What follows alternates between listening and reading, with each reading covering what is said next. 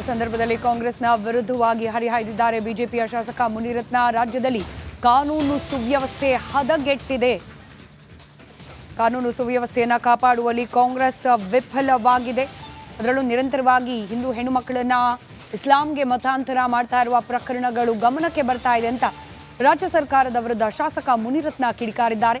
9 ತಿಂಗಳಿಂದ ನನ್ನ ಕ್ಷೇತ್ರದಲ್ಲಿ ಪುಂಡರ ಹಾವಳಿ ಹೆಚ್ಚಾಗಿದೆ, ನಾನು ಕ್ಷೇತ್ರದಲ್ಲಿ ಅಸಹಾಯಕನಾಗಿದ್ದೇನೆ ಅನ್ನುವ ಮೂಲಕ ಡಿಸಿಎಂ ಕಾಲು ಹಿಡಿದುಕೊಳ್ತೇನೆ, ಕಾನೂನನ್ನ ಸರಿ ಮಾಡಿ ಅನ್ನೋ ಮೂಲಕ ಭಾವನಾತ್ಮಕ ಅಸ್ತ್ರವನ್ನ ಪ್ರಯೋಗ ಮಾಡಿದ್ದಾರೆ.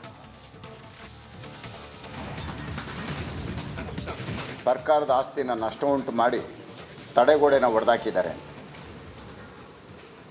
ಈಗ ಅದಾದ ನಂತರ ನಡೀತಾ ಇರೋಂಥ ಘಟನೆಗಳು, ಸುಮಾರು ಹೆಣ್ಣು ಮಕ್ಕಳುಗಳನ್ನ, ಹಿಂದೂ ಹೆಣ್ಣು ಮಕ್ಕಳು, ಅದರಲ್ಲೂ ವಿಶೇಷವಾಗಿ ದಲಿತ ಹೆಣ್ಣು ಮಕ್ಕಳನ್ನ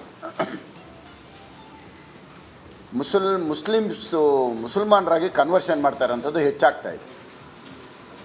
ಉದಾಹರಣೆಗೆ ಇತ್ತೀಚೆಗೆ ಒಂದು ಹೆಸರು, ಮಮತಾ ಅನ್ನೋ ಒಂದು ಹುಡುಗಿ, ಹಿಂದೂ ಹುಡುಗಿ, ಅವಳನ್ನ ಕನ್ವರ್ಷನ್ ಮಾಡಿ ಮುಮ್ತಾಜ್ ಅಂತ ಹೆಸರಿಟ್ಟಿದ್ದಾರೆ. ಇದು ಒಂದು ಸುಮ್ಮನೆ ನಿಮಗೊಂದು ಉದಾಹರಣೆ ಹೇಳ್ತಾ ಇದ್ದೀನಿ. ಈ ಥರದ್ದು ಲೆಕ್ಕನೇ ಇಲ್ಲ ನಡೀತಾ ಇರೋಂಥದ್ದು. ಈ 9 ತಿಂಗಳಲ್ಲಿ ಮಿತಿ ಮೀರಿ ಹೋಗ್ತಾ ಇದೆ. ಓಡಾಡೋಕ್ಕಾಗ್ತಾ ಇಲ್ಲ. ವೀಲಿಂಗ್ ಮಾಡೋದು, ರಾತ್ರಿ 2 ಗಂಟೆವರೆಗೂ ಹೋಟ್ಲುಗಳು ತೆಗೆದಿಡೋ ಅಂಥದ್ದು, ರೈಲ್ವೆ ಸ್ಟೇಷನಿಗೆ ಬರೋ ಜನರ ಹತ್ರ 50 ರೂಪಾಯಿ ಬಾಡಿಗೆ ಆಗೋಂಥದ್ದನ್ನು 500 ರೂಪಾಯಿ ಕಿತ್ಕೊಳ್ಳೋದು, ಅರ್ಧ ರಾತ್ರಿನಲ್ಲಿ ಯಾವ ಆಟೋ ರಿಕ್ಷಾಗಳು ಹೋಗಲ್ಲ, ಬಂದಿರೋಂಥ ಪ್ಯಾಸೆಂಜರ್ಸ್ ಅಲ್ಲೇ ನಿಂತಿರ್ತಾರೆ. ಕೊನೆಗೆ 1 ಅವರ್ 2 ಅವರ್ ವೆಯ್ಟ್ ಮಾಡಿ ಬೇರೆ ಆಟೋ ಯಾವುದನ್ನು ಬರುತ್ತೆ ಅಂದರೆ ಯಾವುದೂ ಬರಲ್ಲ. ಕೊನೆಗೆ 500 ರೂಪಾಯಿದ್ದು ಒಂದು 400 ರೂಪಾಯಿ ಕಿಟ್ಕೊಂತ ನಿಜವಾಗ್ಲೂ ಕೊಡಬೇಕಾದ್ರೆ 50.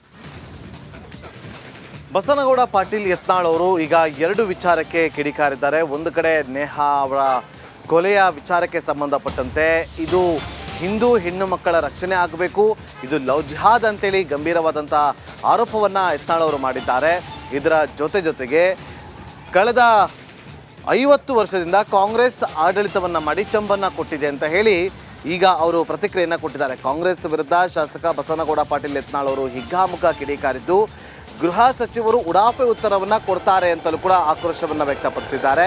ಮತ್ತೊಂದು ಕಡೆ ಕಾಂಗ್ರೆಸ್ನವರ ಈ ಚೊಂಬು ಅಭಿಯಾನಕ್ಕೂ ಕೂಡ ಯತ್ನಾಳ್ ಸಿಟ್ಟಾಗಿದ್ದು, ಕಾಂಗ್ರೆಸ್ 50 ವರ್ಷ ಆಡಳಿತ ಮಾಡಿ ಚೊಂಬನ್ನು ಕೊಟ್ಟಿದೆ ಅಂತೇಳಿ ಕಿಡಿಕಾರಿದ್ದಾರೆ. ನೋಡಿ, ನಾ ಕೇಳ್ತಾ ಇದ್ದೀನಿ, ಅದು ಏನೇ ಇರಲಿ ಪ್ರಕರಣ, ಕೊಲೆ ಮಾಡುವರ ಮಟ್ಟಿಗೆ ಇವತ್ತು ಇವ್ರು ಹೋಗ್ತಾರಂದರೆ ಈ ರಾಜ್ಯದಲ್ಲಿ ಎಷ್ಟು ಅವ್ರಿಗೆ ಧೈರ್ಯ ಬಂದಿದೆ. ಕಾಂಗ್ರೆಸ್ಸು ಕರ್ನಾಟಕದಲ್ಲಿ ಆಡಳಿತ ಬಂದ ಮೇಲೆ ಬೆಳಗಾವಿಯಲ್ಲಿ ಒಬ್ಬ ಮುಸ್ಲಿಂ ಶಾಸಕ ಗೆದ್ದ ತಕ್ಷಣ ಪಾಕಿಸ್ತಾನ ಧ್ವಜ ಹಾರಿಸ್ತಾರೆ, ಸಿರ್ಸಿಯಲ್ಲಿ ಪಾಕಿಸ್ತಾನ ಧ್ವಜ ಹಾರಿಸ್ತಾರೆ. ಅಷ್ಟೇ ಅಲ್ಲ, ಜೈ ಶ್ರೀರಾಮ್ ಅಂಥೇಳಿ ನಮ್ಮ ರಾಮನವಮಿ ದಿವಸ ಬೆಂಗಳೂರಿನ ಯುವಕರು ತಮ್ಮ ಕಾರಿನಲ್ಲಿ ತಾವು ಘೋಷಣೆ ಕೂಗಕ್ಕೆ ಹೋದರೆ ನೋಡ್ರಿ, ಚಂಬು ಕೊಟ್ಟವರು ಕಾಂಗ್ರೆಸ್ನವ್ರು, ಚಂದ್ರಶೇಖರ್ ಅವರು ಪ್ರಧಾನಮಂತ್ರಿ ಮಾಡಿದವ್ರು ಯಾರು? ಕಾಂಗ್ರೆಸ್ ಬೆಂಬಲಿತ. ಅವಾಗ ಭಾರತದ ಪರಿಸ್ಥಿತಿ ಏನಿತ್ತು? ನಮ್ಮ ದೇಶದ ಬಂಗಾರವನ್ನು ಒತ್ತಿ ಇಟ್ಟು ಭಾರತದ ಒಂದು ಆರ್ಥಿಕ ಸ್ಥಿತಿ ಅಲ್ಲಿಗೆ ತಂದಿದ್ರಲ್ಲ ಕಾಂಗ್ರೆಸ್ನವರೆಲ್ಲ. 50 ವರ್ಷ ಆಡಳಿತ ಮಾಡಿದವ್ರು ಏನು BJP ಅವರು ಆಡಳಿತ ಮಾಡಿದ್ರಾ? ಈ 10 ವರ್ಷದಲ್ಲಿ ನಮ್ಮದು ಲೆಕ್ಕಕ್ಕೆ ಇದಿಲ್ಲ ಜಗತ್ತಿನ ಆರ್ಥಿಕ ಇದರಲ್ಲಿ.